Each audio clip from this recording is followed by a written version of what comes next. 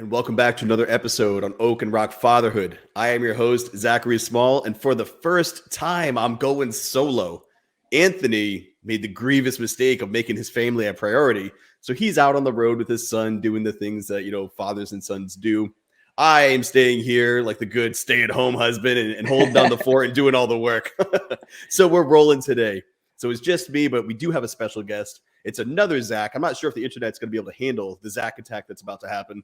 But Zac Phillips. Zac's an FOE man, a Navy man, a father, a husband, and someone that has a strong voice that's been up and coming in recent years. And it's something I've noticed. It's something that I've watched grow. And as he's continued to progress as a man and his understanding on this, path that he's on with his mission and where it is he wants to go with his family, I realized a lot of what we're talking about, a lot of the experiences that we're trying to share with men and give examples as to, hey, check this out if you want to live a little bit differently. There are men who are in the middle of it as we speak. They're going through changes. They're going through, evolutions of self. So what Anthony and I are going to really focus on is getting those men on here. Now, you might not have heard of Zac, but after this, you're going to understand exactly why I had him on. Zac, welcome to Oak and Rock Fatherhood. Welcome to the show, man. Is there anything I missed before we get started on this? Who is Zac Phillips? What's up, Zach? So great to be here. I've enjoyed watching your content for a hot minute, and I definitely am enjoying Oak and Rock. The concept is sound. The execution so far is basically flawless. It's exactly what men need to live in the culture that they live in. You didn't miss a whole lot. I've been in the Navy for 5 years, a little over 5 years. I'm a third-generation sailor. It was inevitable that I was going to be going to sea. When I joined the Navy, I didn't have any intention of being a family man. I was a very different person. But the choices that I've made have led me to the awesome place that I stand right now. Being a father and a husband is the best thing that's ever happened to me because it's helping forge me, giving me motivation to forge myself into who I need to be. So my time in the service is drawing to a close because I want to pursue being a better father. And before we get into anything, I want to recognize all of the people in the military, moms and dads, but dads especially, that choose that lifestyle and are making that work because it is a very daunting task. And when I talk about, the actualized costs of signing up to be what is effectively an absentee parent, I don't want anyone to hear that and think, oh, he's disparaging what I'm doing.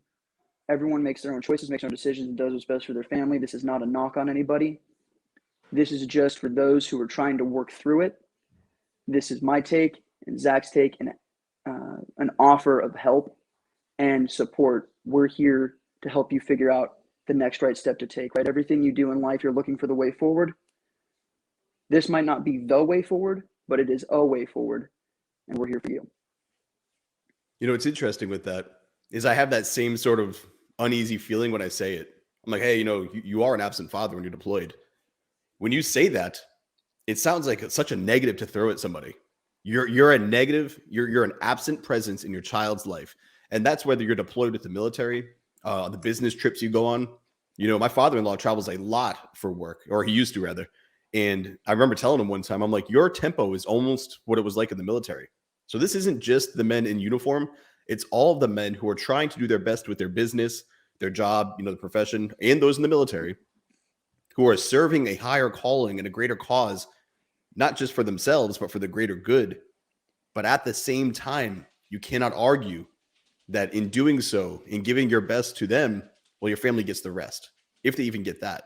So that's an excellent disclaimer, man, because as we say it, don't take offense, but reality is what reality is. And, I separated from the military, not because I had an issue with the military. I love the Navy. My time in the Navy was fantastic, but I was an absent husband and father, and that rubbed me the wrong way. You said that when you joined, you had no intention of being a family man, and you were talking about the choices that you make. What made you decide to start the family, knowing the tempo that you were on, understanding that the lifestyle you were about to live and embark on starting your career, with you being in for 5 years, I'm assuming it was relatively quick that you got married, the kid arrived, you started the family life rolling. Was that intentional? Were you like, you know what? I actually do think a wife has a place in my life. A child does have a place in my life. Or did it kind of just happen? Well, I mean, honestly, a little column A, a little column B. So when I was in A school in Florida, I was really coming into my own as a man, or at least so I felt, and I was definitely living in a hookup culture, and I was, doing whatever I wanted with no anchor. But I kind of got to the same feeling that I had before I joined the Navy of, oh, I've got all these fun jobs, but there's no value, there's no lasting impact. Um, and I met my wife. We had a very short engagement, and we pretty much knew right away that, they always talk about, oh, you meet someone and you fall in love at first sight. And I always kind of thought that was bullshit. But, I really believe that God put her in my life and made it clear and apparent that this was the direction I was supposed to go. So I trusted that calling, and I said, all right. We got married. And then about 3 weeks after we got married, I went on my first deployment. I finished A school and went out to my ship. I actually got flown out to where they were in the Persian Gulf, and spent the first 3 months of my marriage out to sea. Got back, spent some time in the yards, and up until this point, my wife and I had both said, we don't really want kids. We'll be the cool aunt and uncle. And then after about a year and a half of that, kind of independently of each other, we both came to the conclusion that we wanted kids. And it just came up in conversation, and we decided, you know what, we'll have a kid when I get back from this next deployment. That decision was made early in 2020. Well, we left, and I was on the boat for maybe 2 weeks, and I got a FaceTime call, since we were still in port, with a positive pregnancy test. So yes, it was planned, but the timing of it was not what we were expecting. And actually, that's unless you have something to add, that's a perfect segue into one of the first things I want to talk about. Jump on it, man. Like I said, let it riff. So, actualized cost of being a father in the military, I was only supposed to be deployed for 6 months. I mean, typical Navy deployments aren't supposed to go crazy long like some of our brothers and sisters in the Army and the Marine Corps. So when my wife said, hey, I'm pregnant, I was super excited. I was going to get back a few months before the baby was born. We were going to be able to go through the nesting process, and I was going to be there to see my daughter born. But as often happens, deployments get extended, things happen. Real life, especially in a military environment, changes minute by minute. I ended up not being able to be home for any of the pregnancy. In fact, I actually missed my daughter's birth. I didn't meet my daughter till she was 2 months old. That is just a reality of the life that I chose being in the military. I didn't want it that way, but we don't get what we want. You can control what you can control. So I was able to be on the phone off and on with my wife. But hearing your wife on the phone having a baby is entirely different than being in the room and supporting. And that's not just a toll on you, right, emotionally. That's also an insane toll on her. She had to go through a whole pregnancy in a place that she was not super familiar with, right? She moved to Washington after being in the South for her whole life. So as a father and husband, you have to think about, if you're gonna start a family, how can you be there to support the family if you owe your allegiance somewhere else? And that's just a simple fact. On that same path, right? So once you do have kids and they're born and they're breathing air, as it were, and you're gone, mom has to be mom and dad. And so now her normal workload, which is already my wife's a stay-at-home mom. I'm sure it's different for moms at work as well, but her workload is now she has to be the protector, and she has to be a rock for the kids, when normally that's my job, right? My frame as a father and husband is to be that provider, that protector, and that strong place that they can go for support when they need it. And so when you go out on deployment or on underways, or you go to your details, whatever, that load is passed to your wife and kids, and that weight is put on their shoulders instead of firmly on yours where it belongs. You know what I found that's made that even more difficult is the fact that if you're single, like if you split up, you get divorced, whatever, it's known and it's clear, and you're like, all right, I have to do this. When you're married to someone that's gone for business or gone on deployments, you're like, I didn't sign up to be a single mom, and I didn't do anything wrong, and he didn't do anything wrong. Why? And I'm saying single mom, but it's interchangeable. you're a single spouse. Like Jackie and I would joke about it. I'm like, you're basically a married single mom when I leave. Like you're married, you've got the ring, but you also have nobody there to support. Like you're by yourself, the shopping by yourself, handling the kids. There is no break. And similar to you, she was in Virginia when this happened, and we're from New England. We had no family, we had no support. It was Jackie and our son, and I was gone. And dude, it's a special frustration that comes with that. I wanted to go back a second though. You had said that your time in the military is coming to an end. Earlier on this, you were talking about how you found your lady, you got extended, you missed the birth. When your child was born, is that what cemented the departure from the military? Did you realize in that moment you're like, I don't want this anymore? Or was it already brewing after you'd already been on the ship? You had already experienced a taste of what the military life was, and it just didn't sing to you. You know, it didn't call to you the way it once did. No, that's actually not the case. So about the same time my daughter was born, it was the tail end of me fighting for the orders that I wanted. There was a set of orders I really wanted in Virginia. Um, that my rate, it's kind of like dream billet, and I fought and built my resume up and worked really hard to get those orders. I actually got awarded hard copy orders to go to this location. Um, it wasn't until I got home and held my daughter for the first time and spent time being a dad while I was on leave and 24/7 with my wife and kid that I realized, um, as much as I do love the Navy, I mean it's quite literally in my blood on both sides of my family, 3 generations back. It's Phillips men are in the Navy. Um, I could not be the husband and father that I was called to be if I was married to the Navy first and dad to junior sailors before my own kid.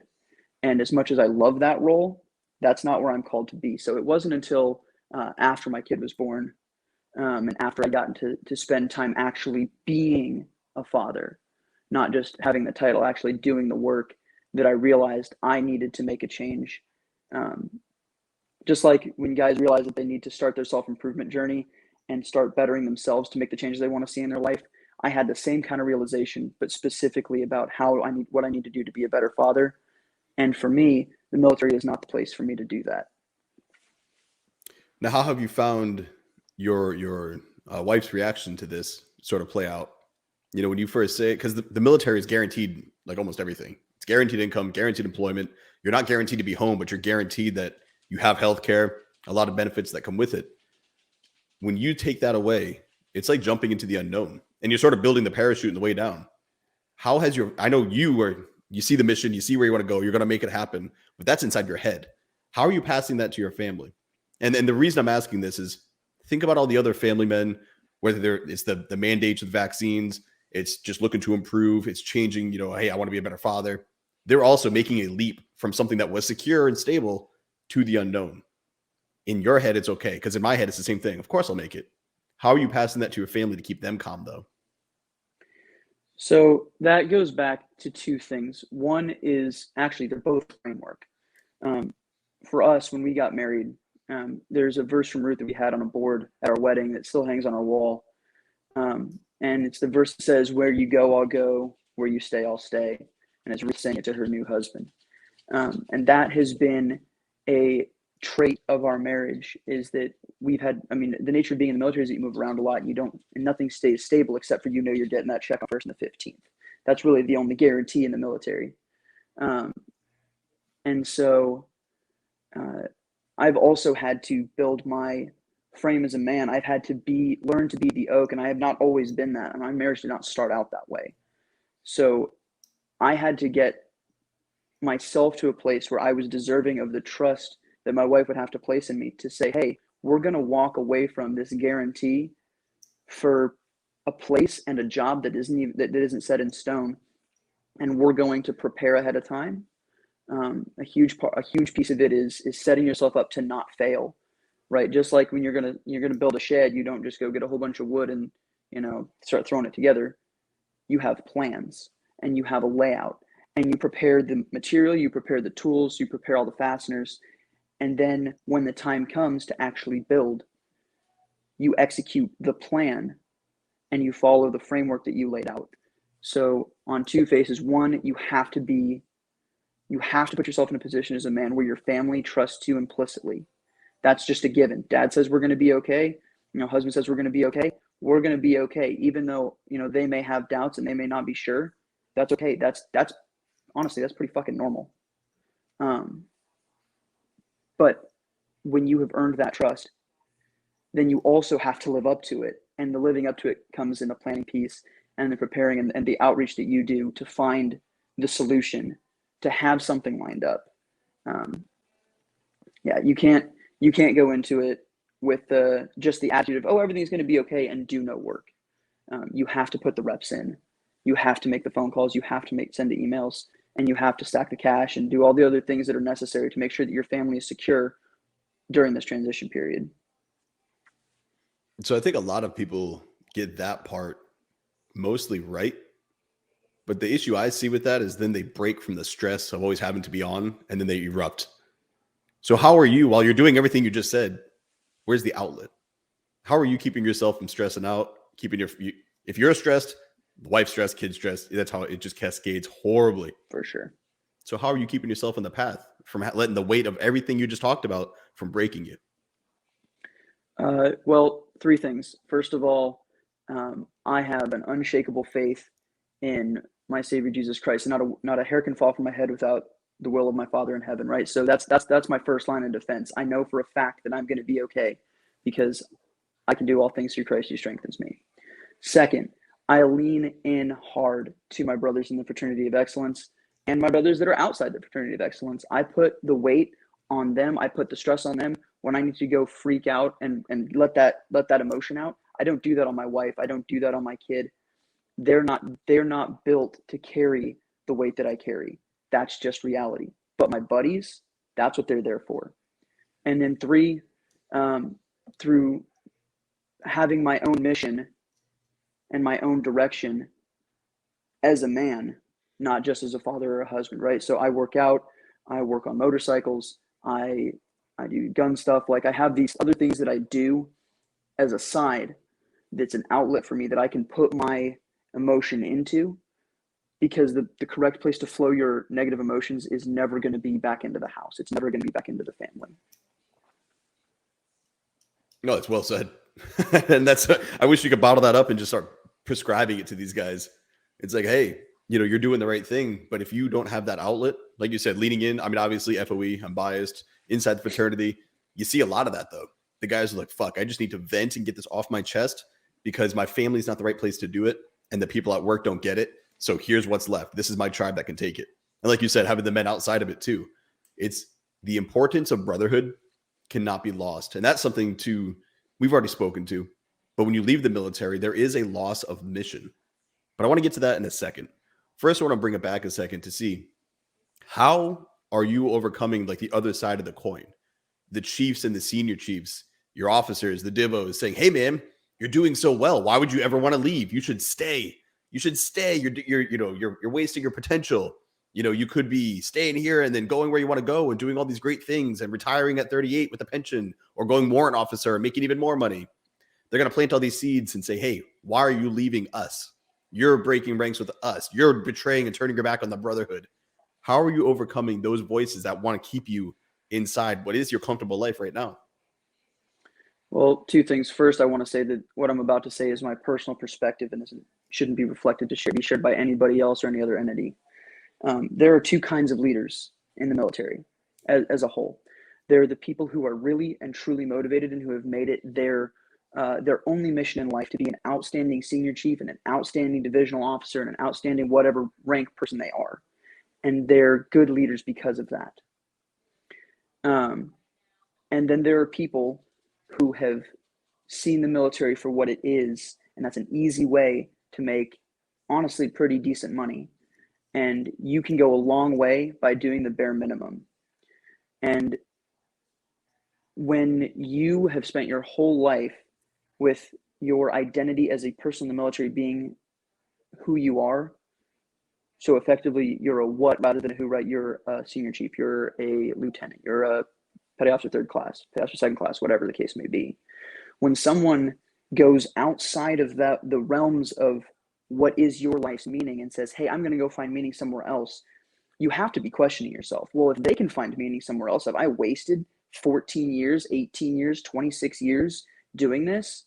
And so there's this cognitive dissonance where they don't see success outside the military because all they've ever known is success inside. And it's not typically a malicious thing. It's not that your divo doesn't want you to succeed. It's that your divo genuinely doesn't see a path for you. And if you do find success doing something that he may or may not, or she may or may not have wanted to do, what does that say about them? And I think that's the reason why so many people in chain of command will try to keep you where you are. Also, if you're even halfway decent at your job, they don't want to lose you any sooner than they have to.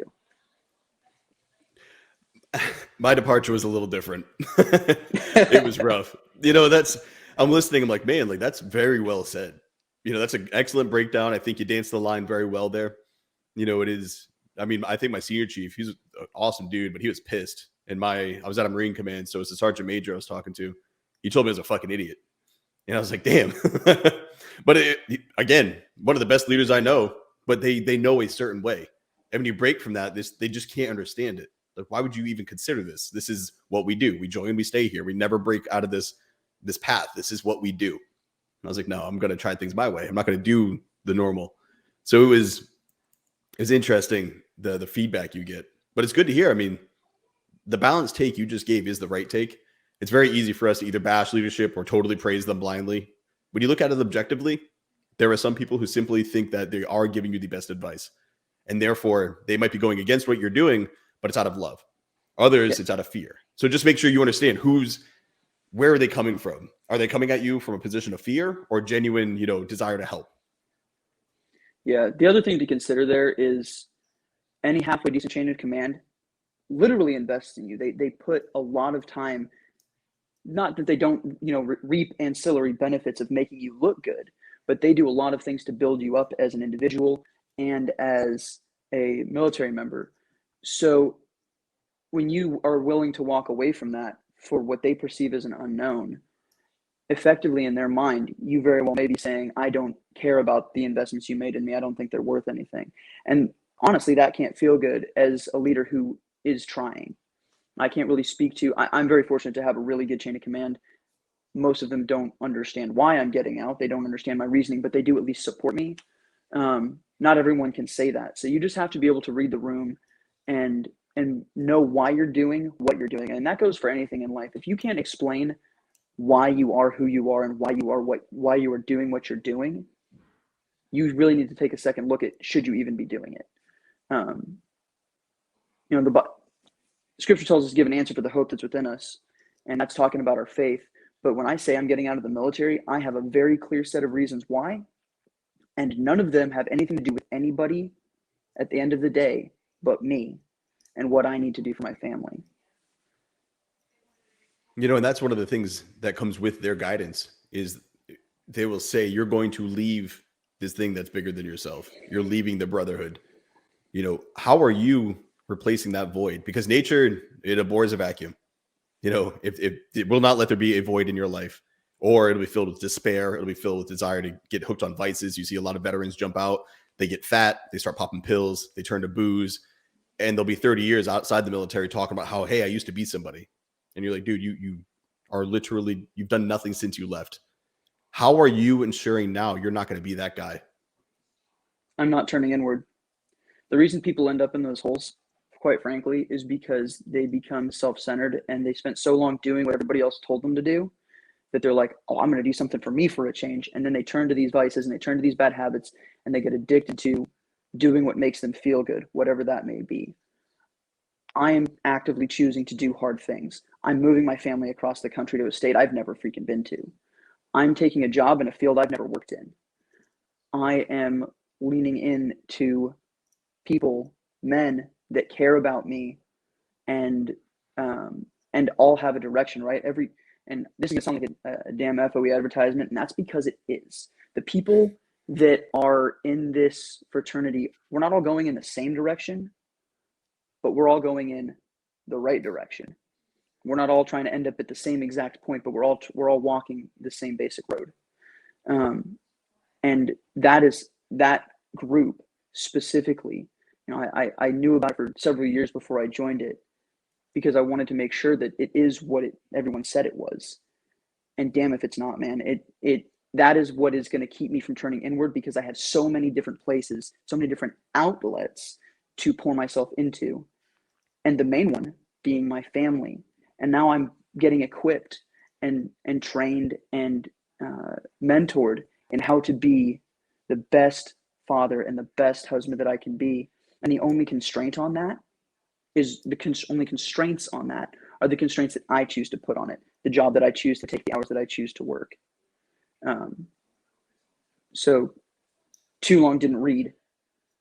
I'm going to lean out, and I'm going to move forward instead of turning in and staying stagnant and doing what feels good. I need to make sure I put your affiliate link under this video, man. With you pushing it that hard. It's fucking true, dude. And I try not to totally jump on that thing, because it's like, all right, he's just selling us the group. It's real. It's very hard for me to adequately capture what's happening and share that. I'm not good at advertising. I'm not good at marketing. I don't need to. I enjoy the organic growth. But when you see what's happening in those walls, it's exactly what you're saying. These men who are changing jobs, they're moving their family, they're separating from the military, they're separating from the police force, they're separating from, or they're graduating from college and leaving their fraternity. And they're like, I don't know what's like, I don't have anybody to hold me accountable. Well, of course you're going to slip. There's no one there to call you on your shit when you're like, I'm not going to go to the gym today. I'm going to just sit and hang out. And you do that 3 days, a week, 2 weeks, a month. If nobody's there to be like, dude, I have not seen you in the gym in 35 days. What are you doing? You're just going to not go. When you have that accountability, they call your ass to the carpet. Hey, what the fuck's up? You just gave up on working out? You just give up on, taking care of yourself? You're just going to sit in your room, play video games? No, man. Let's go. And sometimes they'll literally walk in, pick you up, and carry you where you have to go. So your network, the one you're talking about, being able to reach out across the country, different platforms, different job fields, everything, along with different advice. I mean, we had a Zoom last night on fatherhood led by Anthony, who, again, is not here right now. Let's put that in the notes. Anthony led that whole session with all those men on there. And I was really hit by the power of what comes from a community that is coming together. And last night specifically was fatherhood. So fathers coming together to focus on how they can be better.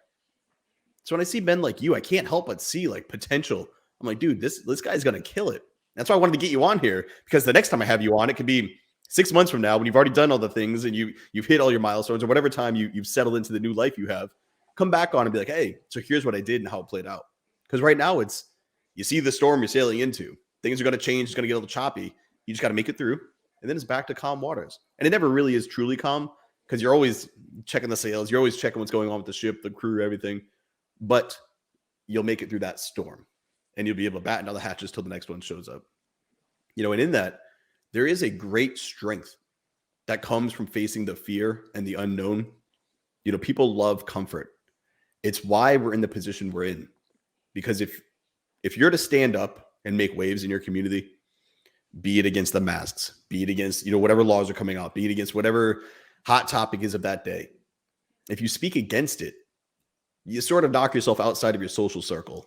And then you have to face people, and then you've got issues coming your way, and the people are hitting up you on Facebook or your whatever social media you have. Nobody wants that, because that's not comfortable. People want to just sit in their homes. They want to watch their Netflix. They want to eat their food and do their thing and be left alone and die. That's not reality.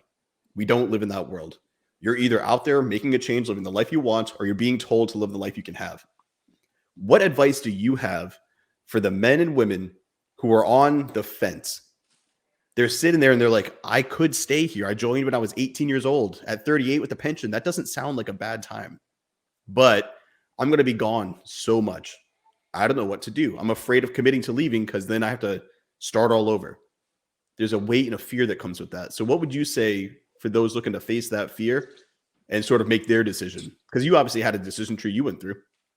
Yep, for sure. So I want to speak to both people that are standing on both sides of the fence. I want to speak to the people that are looking at staying in, and I want to speak to the people that are looking to get out. And then in the middle of those two things is going to be the advice for those who are still on the fence. So first of all, let's say that you're an individual who's weighing your options and you're really considering staying in. Well, here's some things you need to really think about if you're going to be a military father, military parent. When a ship is being moored, they use heavy mooring lines, big ropes about that big around, and they're under a lot of tension. When they are under too much tension, they break and they snap back. And that snap back can be deadly. Quite literally, take legs off, it can kill people. So how do you avoid that?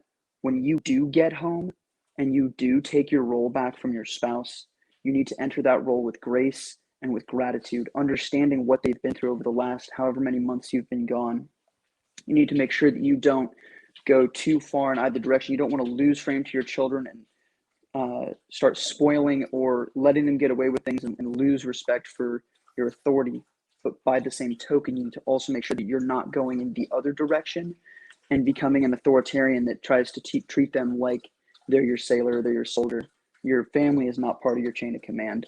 And understand that that is going to be a real thing that happens when you get back. You are going to have a hard time separating from that military mindset and getting back into dad and husband mode.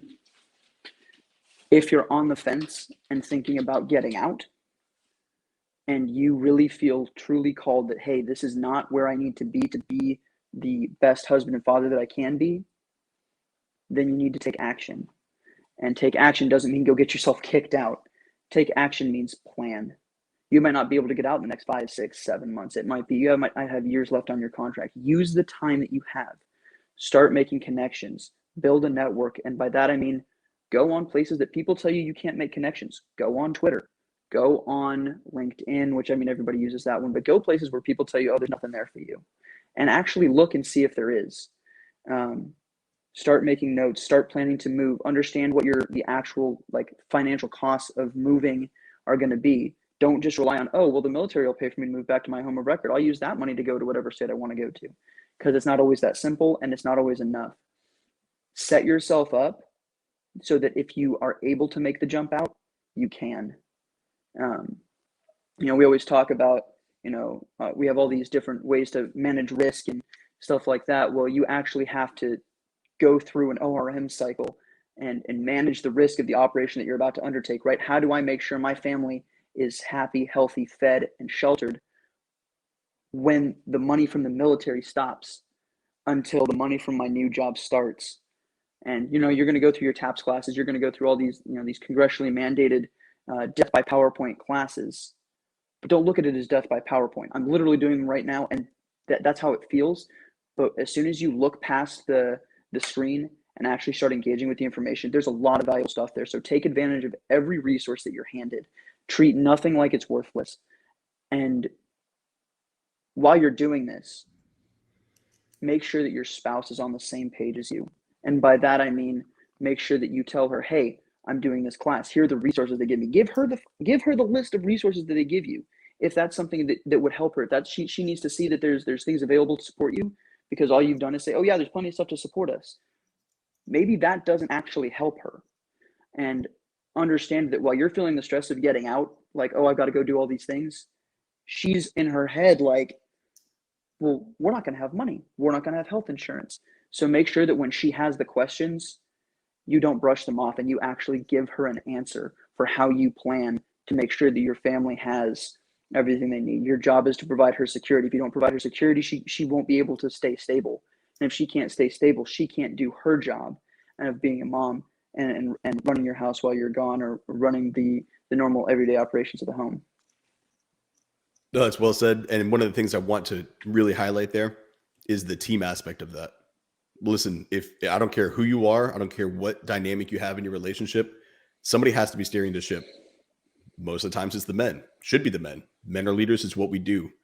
In your relationship, if you are steering, but you're completely ignoring your crew, they're going to run amok. They don't know what your vision is. They don't know what they're supposed to be doing. They don't know what their job is or where they can fill in. So they just start doing things. They just start doing whatever they think either they want to do or they think they're supposed to be doing. It could have literally the opposite effect than what you need or want in your life. And then you're going to get mad at them.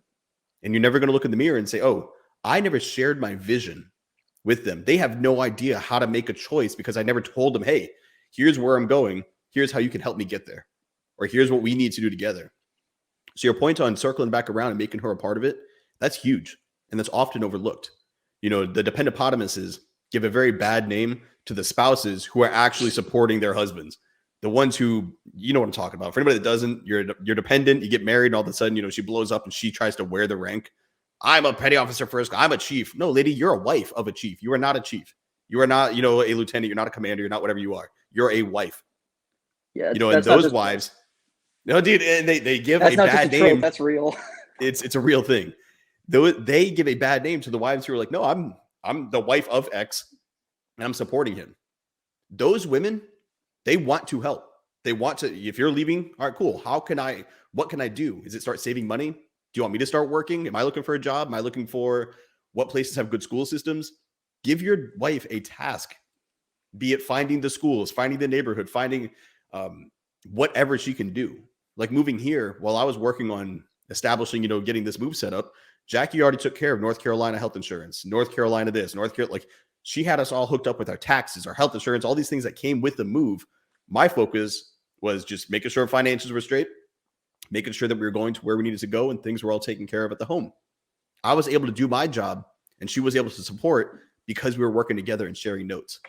So when you go to the TAPS class, you go to whatever class for separation, or you're taking advantage of the benefits that they're giving you if you're going to be staying in, you make sure she knows her role in that. Because some men will decide to stay. So be it. I know a lot of good men who are great fathers, but they stayed for 20 years. A lot of them say, this worked because we had such a strong home. We had such a strong system we could fall back on. My wife knew what I expected of my kids when I was gone. Now, she did it her way because she's at home. She has that liberty to lead her way because she is the one there on the ground leading. You can be the drone in the sky. Hey, man, you should be doing this. Well, no, dude. The dude down there with his boots on the ground is the one who's going to ultimately make the decision because he sees what's happening. The same for your wife. So if you're staying, you need to have that mission, vision, everything locked out. So when you're deployed, life is good at home. If you're getting out, you need to share that mission, that vision, and everything else that's going on. So life is good when you separate. It's pretty much the same plan. It's just a different objective you're chasing. So I don't think that could have been said any better, Zach. It is important beyond all measure that your wife is made a part of the planning process. Absolutely. And I mean, if you're only making your wife a part of the planning process when shit's hitting the fan and you're in a time crunch, you're already behind the eight ball. That's like only praying when shit goes bad. You have to understand that it's you and her versus the world, not you versus her and the world. If you let her be a ship rider where she's just there, she's just along for the ride, she's not going to be fulfilled, and you're not getting the full value out of being married. You didn't get married just to say you have a wife and wear a ring and throw it up on your fucking Twitter bio. You got married because at the end of the day, as much as she is a lover and a partner, she's an asset. She should be making your life better in every way. And if you're not giving her opportunities to do that, and that is your responsibility to give her opportunities to make your life better, that's on you, dude. You have to be the one who paves the road for her to go and make all those things happen. Zach, if you hadn't lined up the finances and had the move ready, if she didn't have money to pay for the health insurance, what the fuck is the point of her even bothering to look? You have to be the one as the man to pave the way for her to drive down the road. So let me ask you, with this, it's happening. This is going to be your life in the near future. What is your mission? What are you looking to carry on? We already spoke to how you're going to stay focused going forward, but what mission have you decided to take on? What's going to keep you hungry and moving forward? Is it the pursuit of wealth? Is it connecting with the family? Are you looking to get closer to God? Is it all of the above? Do you have a goal, or are you just going to get out and figure it out, as it comes day by day? So if you look at questions, or is it a secret? Is it a secret, and now you're on the spot and you don't want to share and blow up your spot? So it's not a secret. I want to do everything I do to glorify God and enjoy Him forever. That's question answer one of the Westminster Catechism, but that's true. Everything I do should be to glorify God. Well, how am I going to do that? I'm going to lead a strong family. I'm going to lead my wife to success in the goals that she has, because she does have goals. She does have things she wants to do. I'm going to make sure that she has the opportunities to do those things. I'm going to raise kids that are winners. Frankly, I'm glad that my kids are going to be going up against the kids that are being raised out in the world right now, because your kids, if you don't take charge, are going to be weak, and my kids are going to fucking win. So I'm going to raise kids that are set up to understand who they are, that understand their value, that don't get walked on, and that win at everything they try to do. in every situation where that's possible. And then genuinely, I'm going to have fun. I'm going to make a way for us to get back into riding dirt bikes as a family. I'm going to make a way for us to go on trips and do the things as a family that bring us close together. I'm going to continue to build connection with my brothers and with like-minded people. I'm going to not just, intellectually find my tribe. I'm going to physically build my tribe so that when shit does hit the fan, in whatever context that may be, I have people to support me and that I can support.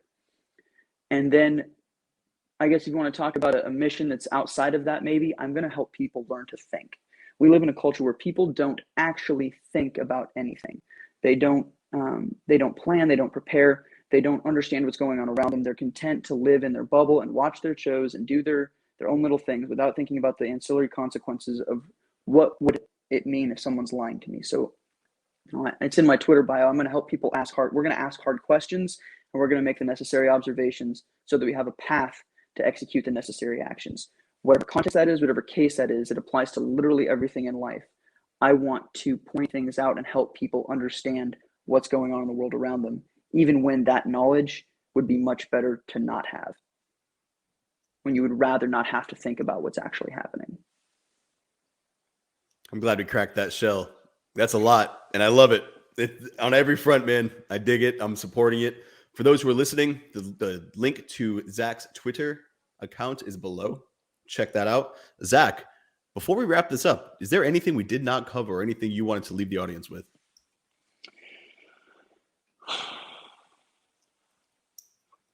Yes. If you're listening to this, you're listening to it because you know that something in your life is about to be hard. One way or another, you're going to make a decision it's going to cause you to have to go through difficult things.